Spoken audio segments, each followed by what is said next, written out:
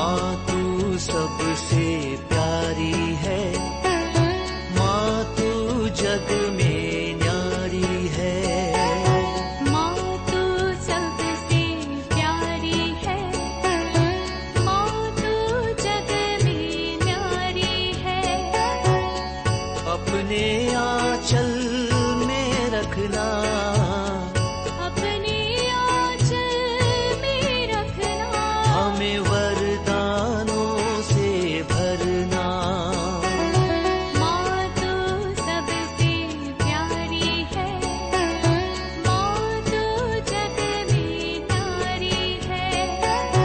माँ तू सबसे प्यारी है, माँ तू जग में न्यारी है। पिता, पुत्र और पवित्र आत्मा के नाम पर आमीन। आप सबों को जय यीशु।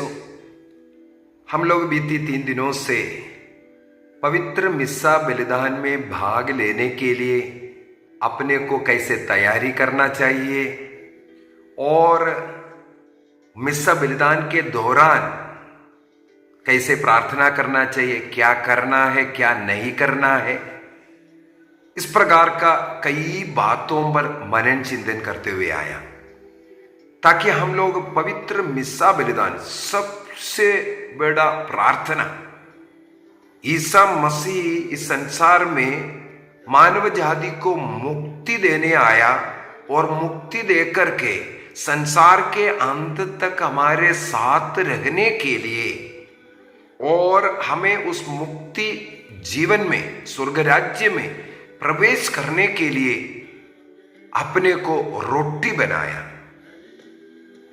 पवित्र मिस्सा बलिदान का मुख्य उद्देश्य ईसा मसीह के जीवन, दुख भोग, मृत्यु और पुनरुत्थान पर मनन चिंतन करना, जो प्रभु के जीवन में हुआ। इसके बाद ईसा मसीह को रोटी और दाखरस के रूप में ग्रहण करना, ईसा मसीह को ग्रहण कर स्वर्ग राज्य के योग्य बनना। तो यहां पर सवाल है, क्या आप प्रभु ईसा मसीह को रोटी एवं दाखरस के रूप में ग्रहण करता है कि नहीं? हम लोग को थोड़ा बाइबल का उन पाठों को पढ़ना अति आवश्यक है, जिसके बाद हम उत्तर ढूंढेंगे। ईसा मसीह ने लास्ट सफर, अंतिम भोजन करने के पूर्व में अपने मिशन कार्य के दौरान ही इस पवित्र मिस्सा बलिदान की ओर हमें लेकर के जा रहा था।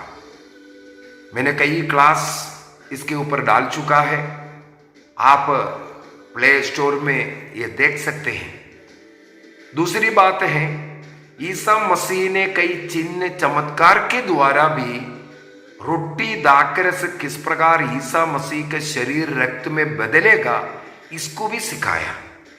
चाहे काना के विवाह भोज में पानी को अंगूरी में बदलना, उस पानी के तत्व को अंगूरी के तत्व में बदल करके, जैसे ईसा मसीह ने रोटी का चमत्कार, उस रोटी वो वस्तु में परिवर्तन लाते हुए, जैसे ईसा मसीह ने समुद्र के ऊपर, पानी के ऊपर चल करके अपने में परिवर्तन लाया, व्यक्ति परिवर्तन जिसे कहते हैं, इस तत्व, व्यक्ति, वस्तु परिवर्तन हम पवित्र मिस्सा बलिदान में देखते हैं। ये सिखाया।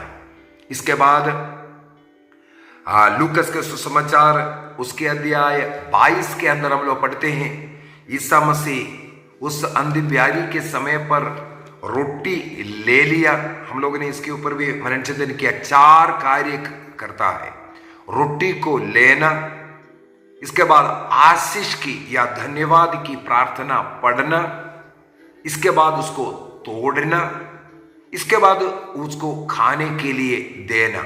ये 4 कार्य ईसा मसीह ने इस अंतिम प्यारी के समय पर, अंतिम भोज के समय पर भी किया। लूकस के सुसमाचार अध्याय 22, लूक चैप्टर 22 वर्स 19 से आगे हम लोग पढ़ते हैं। उन्होंने रोटी ली और धन्यवाद की प्रार्थना पढ़ने के बाद उससे तोड़ा और यह कहते हुए शिष्यों को दिया। क्या कहते हुए? यह मेरा शरीर है जो तुम्हारे लिए दिया जा रहा है, यह मेरी स्मृति में किया करो। इसी तरह उन्होंने भोजन के बाद यह कहते हुए प्याला दिया, यह प्याला मेरे रक्त का नूतन विधान है, नया विधान का रक्त है, यह तुम्हारे लिए बहाया जा रहा है। इस प्रकार ईसा मसीह ने रोटी और दाखरस शिष्यों को देते हुए कहा, यह मेरा शरीर है, यह मेरा रक्त है, और यह मेरी स्मृति में किया करो। संत पौलुस को ईसा मसीह ने दर्शन दिया। दर्शन देकर के इस घटना के विषय में ईसा मसीह ने स्वयं उन्हें बोला। इसलिए संत पौलुस लिखते हैं, मैंने प्रभु से सुना। वाक्य 1 कुरिन्थियंस चैप्टर 11 वर्स 23, पहला कुरिन्थी अध्याय 11 वाक्य 23, मैंने प्रभु से सुना और आप लोगों को भी यही बताया कि जिस रात प्रभु यीशु पकड़े गए उन्होंने रोटी लेकर धन्यवाद की प्रार्थना पढ़ी और उसे तोड़कर कहा, यह मेरा शरीर है, यह मेरी स्मृति में किया करो। इस प्रकार ब्यारी के बाद उन्होंने प्याला लेकर के कहा, यह प्याला मेरे रक्त का नूतन विधान है, जब जब तुम इससे पियो तो यह मेरी स्मृति में किया करो। शरीर और रक्त को ईसा मसीह ने दिया करके ईसा मसीह ने स्वयं संत पौलुस को बताया। ईसा मसीह के वो कहना, संत पौलुस कहते हैं, मैं प्रभु से ही सुना है, अन्य किसी लोगों से नहीं, जो साथ में बैठने वाले शिष्यों से नहीं, मैंने प्रभु से यह बात सुना है। तो ईसा मसीह ने यह बोल करके दिया, यह मेरी स्मृति में किया करो। इसलिए प्रेरित अध्याय 2 वाक्य 40 में लिखते हैं, आदिम कलीसिया प्रतिदिन डेली प्रभु भोज मनाया करता था। ईसा मसीह के ये शरीर को और रक्त को ग्रहण करता था। अभी मैंने यही सवाल करना चाहूंगा, क्या आप प्रभु ईसा मसीह का शरीर और रक्त को ग्रहण किया है या ग्रहण करता है? क्यों ग्रहण करना है? योहन के सुसमाचार अध्याय 6 के अंदर लिखा हुआ है। योहन का सुसमाचार अध्याय 6 वाक्य 53 से थोड़ा पढ़ना चाहूंगा। 53, जॉन चैप्टर 6 53 लिखा हुआ है, इसलिए ईसा ने उनसे कहा, मैं तुम लोगों से कहता हूं, यदि तुम मानव पुत्र का मांस नहीं खाओगे, साफ साफ लिखा हुआ है, इसमें कुछ घुमा फिरा करके नहीं है। जैसे ईसा मसीह ने बोला, यह मेरा शरीर है, यह मेरा रक्त है, अभी ईसा मसीह बोल रहा है, यदि तुम मानव पुत्र का मांस नहीं खाओगे और उसका रक्त नहीं पियोगे तो तुम्हें जीवन प्राप्त नहीं होगा।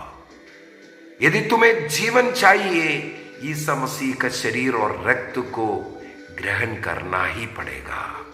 इसके बाद आगे क्या लिखा है, जो मेरा मांस खाता और मेरा रक्त पीता है उसे अनंत जीवन प्राप्त है। इसका मतलब अनंत जीवन, स्वर्ग राज्य के योग्य बनना है तो हमें ईसा मसीह का शरीर और रक्त को ग्रहण करना जरूरी है। आदिम कलीसिया से, शिष्य लोगों के समय से कैथोलिक कलीसिया में प्रतिदिन प्रभु भोज मनाया जाता है। रोज हर कैथोलिक कलीसिया में हर पुरोहित के द्वारा मिस्सा बलिदान अर्पित करता है, उसे ग्रहण करता है।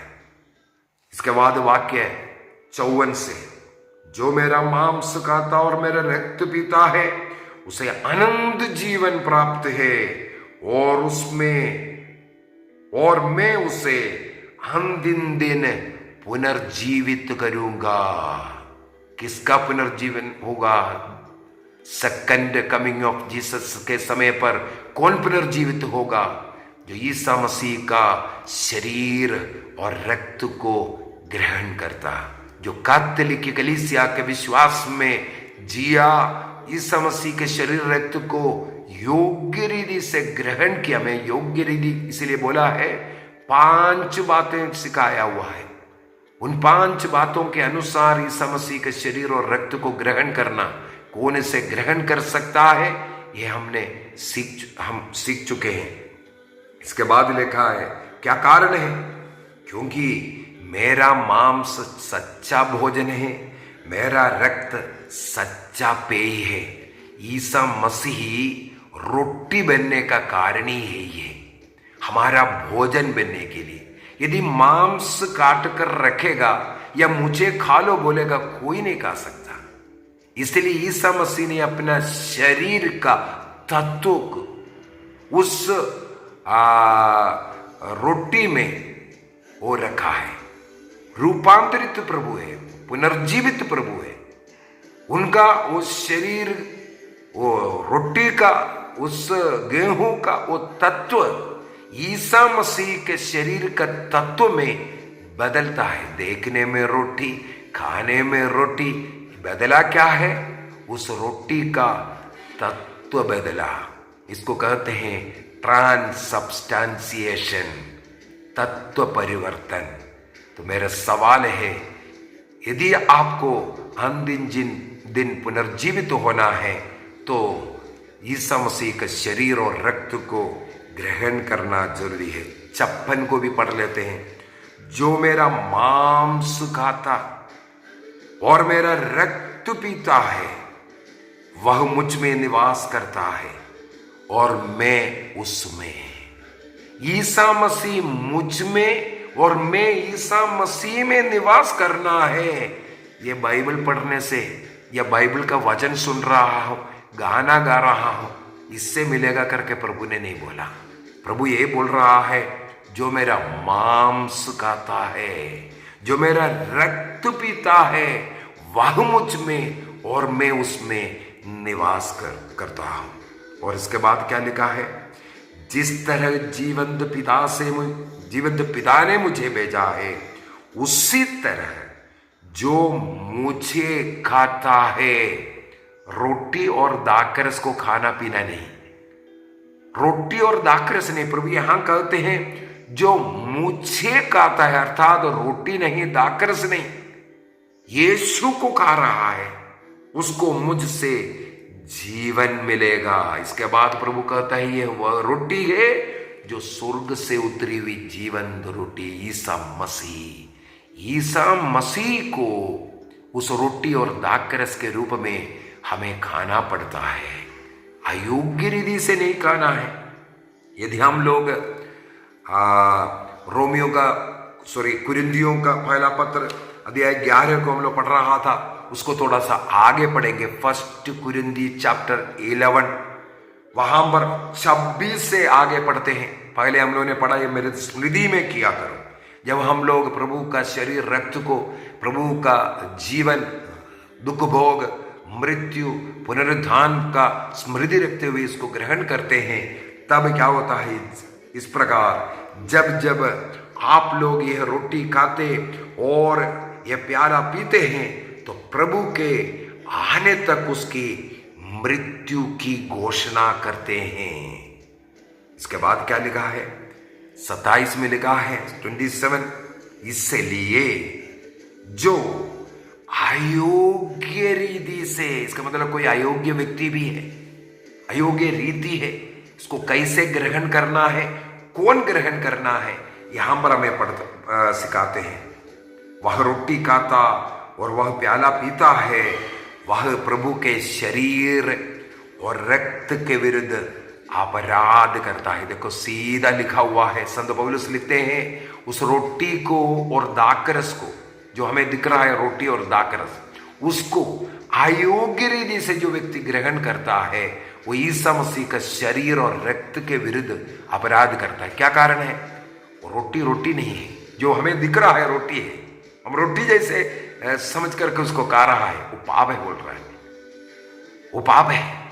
आगे लिखा है जब तक वो पहचानेंगे नहीं ये रोटी नहीं, ये ईसा मसीह का शरीर ग्रहण कर रहा हूं, ये प्याला, ये वाइन नहीं, ये बल्कि ईसा मसीह का रक्त, इसलिए उसको पहचाने बगैर इसे ग्रहण नहीं करना। दो बातें बोला, एक तो उसको सबसे पहले पहचानना है, मैं प्रभु ईसा मसीह को ग्रहण कर रहा हूं। दूसरा अगला 28वां वचन में लिखा है जब तक अंतःकरण की जांच नहीं करेगा यह ग्रहण नहीं करना। अंतःकरण की जांच का मतलब पाप की अवस्था में इसको ग्रहण नहीं करना। पाप स्वीकार कर, ईसा मसीह ने अपना शरीर रक्त अर्पित कर हमें पाप मुक्ति दिया। उस पाप मुक्ति की अवस्था में ईसा मसीह का शरीर और रक्त को ग्रहण करना है। कलवारी बलि है, कलवारी बलि के द्वारा हमें पाप मुक्ति दिया है। इसका मतलब इस बलि में भाग लेते ही पाप मुक्ति नहीं, बपतिस्मा के द्वारा, विश्वास के द्वारा हमने उसको प्राप्त किया। बपतिस्मा के समय पर ईसा मसीह का कलवारी बलि का पुण्य फल को हमने प्राप्त किया, पाप मुक्ति प्राप्त किया। लेकिन जो बपतिस्मा के बाद किया हुआ पाप कैसे क्षमा होगा? इसलिए ईसा मसीह ने शिष्यों से कहा तुम जिन लोगों का पाप क्षमा करेगा वे पाप से मुक्त हो जाएगा, इसके बाद इसको ग्रहण करना। इसका मतलब पुरोहित के पास जाकर के पापों को स्वीकार करने के बाद इससे ग्रहण करना। वाक्य 29 जो प्रभु के शरीर पहचाने बिना, शरीर है रक्त है ये स्वीकार करे बिना इसे खाता पीता है, अपना दंडाज्ञा अपने ऊपर ले रहे हैं। कई लोग प्रसाद के रूप में उसको ग्रहण कर रहा है, प्रसाद नहीं। कई लोग सोचते हैं चर्च में गया वो प्रसाद बांट रहा है, ये प्रसाद नहीं है, एक संस्कार है। इस संस्कार को ग्रहण करने के लिए सबसे पहले बपतिस्मा ग्रहण करना, इसके बाद पाप स्वीकार करना, इसके बाद जो भी संस्कार है उसके अनुसार जीवन जीना, पवित्र जीवन जीना, पाप को धोना, इसके बाद इसे ग्रहण कर सकता है। ये एक प्रसाद नहीं है जो उसको उसके द्वारा कोई कृपा मिले, बल्कि यदि अयोग्य रीति से पाप की स्थिति में इसे ग्रहण करता है दंड मिलता है। इसके बाद वाक्य 30 में लिखा है यही कारण है आप में बहुत से लोग रोगी और बहुत से लोग दुर्बल है और कुछ लोग मर गया है। रोग बीमारी का कारण, अपने शरीर के दुर्बलता का कारण, हमारा मृत्यु का कारण यह रोटी और दाकरस बन सकता है यदि अयोग्य रीति से। जो लोग उसे ग्रहण नहीं करना चाहिए ग्रहण करेगा तो भी मर सकता है। यूहन्ना के सुसमाचार अध्याय 13 वाक्य 27 में यूदस ने अयोग्य अवस्था में उसे ग्रहण किया। 12 शिष्यों में एक था, 12 प्रेरितों में एक होते हुए भी जब उसने अयोग्य रीति से इसे ग्रहण किया, वाक्य 27 में हम पढ़ते हैं ईसा मसीह के हाथों से रोटी और दाकरस ग्रहण किया, मुंह में लेते ही शैतान उसमें घुस गया। और इसके बाद वहां संसार की ज्योति प्रभु ईसा मसीह को छोड़कर अंधकार में गया। अंधकार माने शैतान उसे अंधकार में लेकर के जाता है। इसके बाद वो खुदकुशी करता है। उसका मृत्यु का कारण उस परम प्रसाद को अयोग्य रीति से ग्रहण करना। इसलिए पिछले 3 क्लास मैंने इस रोटी दाकरस अयोग्य रीति से ग्रहण ना करे इसलिए लिया था। वहां मैं बता करके दिया इसको ग्रहण करने का तरीका भी।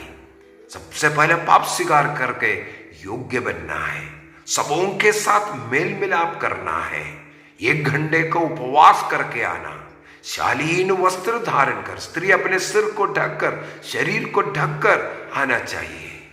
सबों के साथ मेल मिलाप, किसी के साथ दुश्मनी नहीं, हृदय में किसी के प्रति नफरत नहीं रखा। ऐसी अवस्था में कलीसिया द्वारा किसी को अगर रोक टोक है नहीं लेना चाहिए। ऐसे योग्य स्थिति में इसे ग्रहण करना चाहिए। मिस्सा बलिदान में पूर्ण रूप से भाग लेते हुए ग्रहण करना है, बीच में आकर के नहीं। इसके बाद उसको भयभक्ति के साथ ग्रहण करना है, दोनों हाथ जोड़ते हुए जाइए। इसके बाद सामने वाला ग्रहण करते वक्त दंडवत कर आराधना करे। इसके बाद दोनों हाथों को बढ़ा करके हाथ में अगर ले रहे तो सबसे उत्तम तरीका है अपने जीव में डायरेक्ट लेना, मुंह में डायरेक्ट लेना। और हाथ में ले रहे हैं, बायां हाथ के ऊपर दाहिना हाथ रख करके दाहिना हाथ में उस रोटी को लेना, उसको ग्रहण उसी समय पर करना। ईसा मसीह अंदर आया ये विश्वास करते हुए निरंतर इसके बाद प्रभु का अनुभव में जाना। यहां वहां फिर दंडवत नहीं करना, क्योंकि यीशु को स्वयं आपने लिया। इवन वेदी की ओर भी आपको दंडवत नहीं करना है, यीशु आप में है। इसके बाद यहां वहां नहीं देखना है, इसके बाद सीधा अपने स्थान पर जाकर प्रभु की आराधना, स्तुति, धन्यवाद देना है। अभी मेरा सवाल यही है, क्या आप यीशु का शरीर और रक्त को ग्रहण करते हैं? क्या आप उसके लिए योग्य जीवन जी रहा है? क्या आप जिस कलीसिया में हैं उस कलीसिया में ईसा मसीह का शरीर और रक्त देता है, जो हमें आनंद जीवन की ओर लेकर जाता है? इस संसार के जीवन के लिए कई लोग खुशी से जा रहा है, बोलते हैं वहां चंगाई, यहां चंगाई है। क्या वहां आनंद जीवन मिलता है? आइए हम अपने अंतःकरण की जांच करें। मैं जिस कलीसिया में हूं, क्या उस कलीसिया में प्रभु ईसा मसीह का शरीर और रक्त को हमें मिलता है? ईसा मसीह संसार में आया रोटी बनकर हमारा भोजन बनने के लिए। क्या मैं उस रोटी को ग्रहण करता हूं, योग्य रीति से उसको ग्रहण करता हूं? उस ईसा मसीह को मैं पूर्ण रूप से ग्रहण करता हूं? याद कीजिए, आज तक जो भी गलती किया उसके लिए माफी मांगे।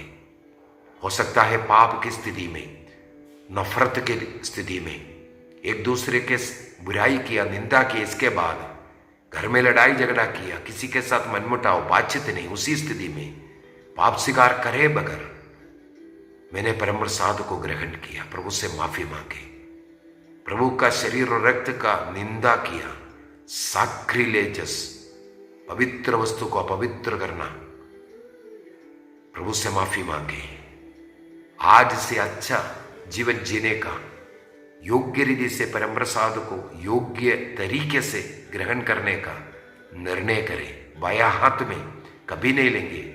रोटी लेकर के दाखरस में डुबाने का कई कई जगहों पर देखते हैं, ये बहुत गलत है। रोटी लेकर के केवल पुरोहित दाखरस में डुबा सकता है, ये तरीका गलत है। विश्वासीगण केवल पुरोहित से अपने मुंह में डायरेक्ट लेना, या रोटी मात्र दे रहा है तब हाथ में लेना, रोटी लेकर के दाखरस में डुबाना किसी भी विश्वासी को अधिकार नहीं। केवल पुरोहित, ना ब्रदर ना सिस्टर, किसी को अधिकार नहीं। निर्णय कीजिए। पिता, पुत्र और पवित्र आत्मा के नाम पर आमीन। आप सबों को जय यीशु।